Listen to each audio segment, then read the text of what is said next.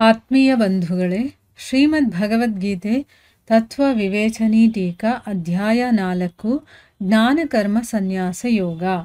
ಇದರಿಂದ ನಾವು 31ನೇ ಶ್ಲೋಕವನ್ನು ತಿಳ್ಕೊಳ್ತಾ ಇದ್ವಿ. ಓದ ಭಾಗದಲ್ಲಿ ಯಜ್ಞದಿಂದ ಉಳಿದಂಥ ಅಮೃತ ಯಾವುದು ಅಂತ ತಿಳ್ಕೊಂಡ್ವಿ, ಮತ್ತು ಅದನ್ನು ಅನುಭವಿಸೋದು ಅಂತಂದರೆ ಏನು ಅದನ್ನು ಕೂಡ ತಿಳ್ಕೊಂಡ್ವಿ ಅಲ್ವಾ. ಯಜ್ಞದಿಂದ ಇಲ್ಲಿ ಈ ಒಂದು ಶ್ಲೋಕದಿಂದ ನಮಗೆ ಗೊತ್ತಾಗೋದು, ಯಜ್ಞದಿಂದ ಉಳಿದಂಥ ಅಮೃತ ಅಂತಂದರೆ ಅದು ಪ್ರಸನ್ನತೆ ಅಂತ. ಯಾಕಂತಂದರೆ ಇಲ್ಲಿ ಪರಮಾತ್ಮನ ಪ್ರಾಪ್ತಿಗೋಸ್ಕರ ಜ್ಞಾನವನ್ನು, ಸಂಯಮ, ತಪ, ಯೋಗ, ಸ್ವಾಧ್ಯಾಯ, ಪ್ರಾಣಾಯಾಮ ಇದನ್ನು ಮಾಡಬೇಕಾದ್ರೆ ಅಂತಃಕರಣ ಶುದ್ಧವಾಗಿ ಆ ಭಗವಂತನ ಪ್ರಸಾದದ ರೂಪದಲ್ಲಿ ಪ್ರಸನ್ನತೆ ಅನ್ನೋದು ಉಂಟಾಗುತ್ತೋ ಅದನ್ನು ಇಲ್ಲಿ ಅಮೃತ ಅಂತ ಹೇಳಿರೋದು. ಈ ಒಂದು ಅಮೃತ ಇದೆಯಲ್ಲ, ಇದು ಪರಮಾತ್ಮನ ಪ್ರಾಪ್ತಿಗೆ ಕಾರಣವಾಗಿರೋದ್ರಿಂದ ಆ ಸಾಧನೆ ಮಾಡುವಂಥ ಮನುಷ್ಯನಲ್ಲಿ ವಿಶುದ್ಧ ಭಾವ ಉಂಟಾಗಿ ಅವನು ಸುಖದಲ್ಲಿ ನಿತ್ಯ ತೃಪ್ತನಾಗಿರ್ತಾನಲ್ವಾ. ಅದನ್ನು ಇಲ್ಲಿ ಅಮೃತದ ಅನುಭವವನ್ನು ಮಾಡೋದು ಅಂತ ಹೇಳಿರೋದು. ಅದ್ರ ಬಗ್ಗೆ ಎಲ್ಲ ನಾವು ಕ್ಲೀನಾಗಿ ತಿಳ್ಕೊಂಡಿದ್ದೀವಿ.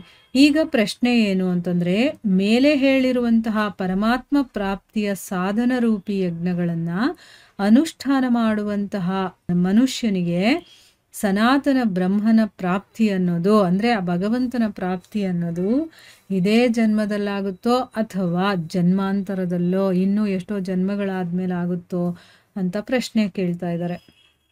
ಅಂದರೆ ಅರ್ಥ ಏನು, ಈ ಯಜ್ಞಗಳನ್ನೆಲ್ಲ ಮಾಡಬೇಕು ಅಂತ ಹೇಳಿದ್ದಾರೆ.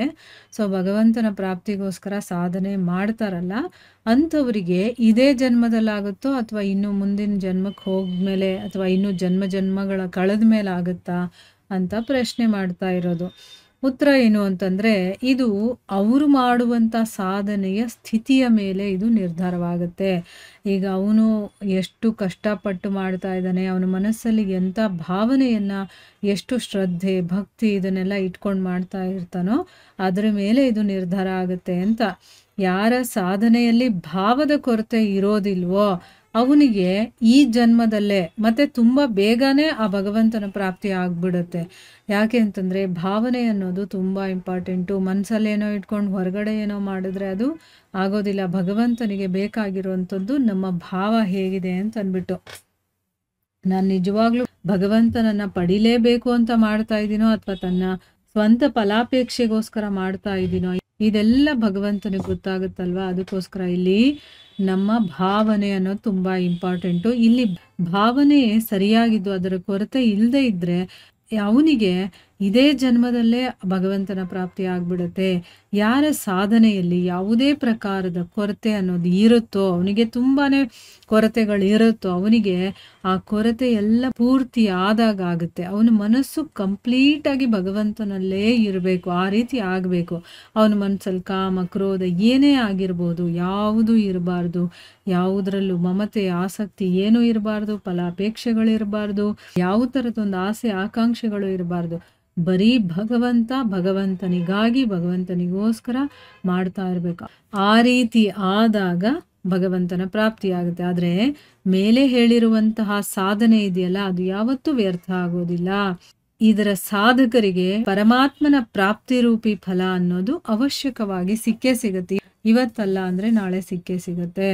ಏನು ಅಂತಂದರೆ, ಸಾಧನೆ ಮಾಡುವಂಥದ್ದು ನಮ್ಮದು, ಆದರೆ ನಮ್ಮ ಭಾವನೆ ಹೇಗಿರುತ್ತೋ ಅದಕ್ಕೆ ತಕ್ಕಂಗೆ ನಮಗೆ ಬೇಗ ಸಿಗುತ್ತೆ ಅಥವಾ ನಮ್ಮ ಮನಸ್ಸು ಪರಿಶುದ್ಧವಾಗಿ ನಿಧಾನವಾಗಾದರೂ ಸಿಗುತ್ತೆ. ಒಟ್ಟಿನಲ್ಲೇನು, ಸಾಧಕನಿಗೆ ಆ ಪರಮಾತ್ಮನ ಪ್ರಾಪ್ತಿಯ ಫಲ ಅನ್ನೋದು ಅವಶ್ಯಕವಾಗಿ ಸಿಗುತ್ತೆ. ಈ ವಿಷಯದ ಬಗ್ಗೆ ಭಗವಂತ 6ನೇ ಅಧ್ಯಾಯದ 40ನೇ ಶ್ಲೋಕದಲ್ಲಿ ಹೇಳ್ತಾನೆ. ಏನು ಹೇಳಿದಾನೆ?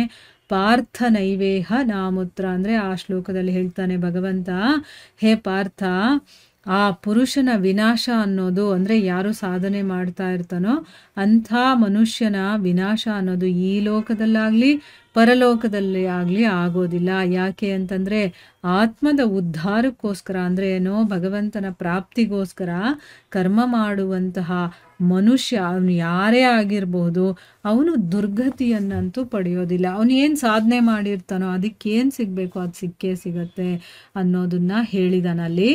ಸೊ ಈ ಒಂದು ಭಾವನೆಯನ್ನು ತೋರ್ಪಡಿಸೋದಕ್ಕೋಸ್ಕರ ಇಲ್ಲಿ ಆ ಜನರಿಗೆ ಸನಾತನ ಪರಬ್ರಹ್ಮನ ಪ್ರಾಪ್ತಿಯಾಗತ್ತೆ ಅಂತ ಇಲ್ಲಿ ಒಂದು ಸಾಮಾನ್ಯವಾದಂಥ ಮಾತನ್ನು ಇಲ್ಲಿ ಹೇಳಿದ್ದಾರೆ ಅಂತಂದ್ಬಿಟ್ಟು ಇದರ ಅರ್ಥ.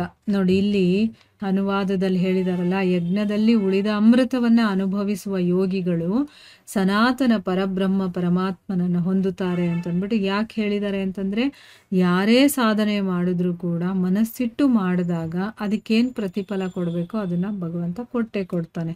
ಅಂದರೆ ಅದನ್ನು ಮಾಡಿದ ಮೇಲೆ ಭಗವಂತನನ್ನು ಪಡೆಯೋವರೆಗೂ ನಾವು ತಪ್ಪು ಮಾಡ್ತಾ ಇದ್ರು ಅಥವಾ ನಮ್ಮ ಮನಸ್ಸು ಇನ್ನೂ ಪರಿಶುದ್ಧ ಆಗಿಲ್ಲ ಅಂದರೂ ಮಾಡ್ತಾ ಮಾಡ್ತಾ ಪರಿಶುದ್ಧತೆಯನ್ನು ಪಡೆದು ಒಂದಲ್ಲ ಒಂದು ದಿವಸ ಆ ಭಗವಂತನ ಪ್ರಾಪ್ತಿ ಆಗುತ್ತಲ್ಲ, ಆ ವಿಷಯದ ಬಗ್ಗೆ ಇಲ್ಲಿ ಹೇಳ್ತಾ ಇರೋದು. ಅಂದರೆ ನಾವು ಒಂದು ಸ್ವಲ್ಪ ಮಾಡ್ತೀವೋ ಜಾಸ್ತಿ ಮಾಡ್ತೀವೋ ಅದೆಲ್ಲ ಲೆಕ್ಕಕ್ಕೆ ಬರೋದಿಲ್ಲ. ಒಟ್ಟಿನಲ್ಲೇನು ನಾವು ಮಾಡಿದ್ದಕ್ಕೆ ನಮಗೆ ಪ್ರತಿಫಲ ಅನ್ನೋದು ಸಿಕ್ಕೇ ಸಿಗುತ್ತೆ ಇದರಲ್ಲಿ ಅನ್ನೋದನ್ನು ನಾವಿಲ್ಲಿ ಅರ್ಥ ಮಾಡ್ಕೊಳ್ಬೋದು. ಇಲ್ಲಿಗೆ ನಾವು ನಿಲ್ಲಿಸೋಣ. ಹರೇ ಕೃಷ್ಣ.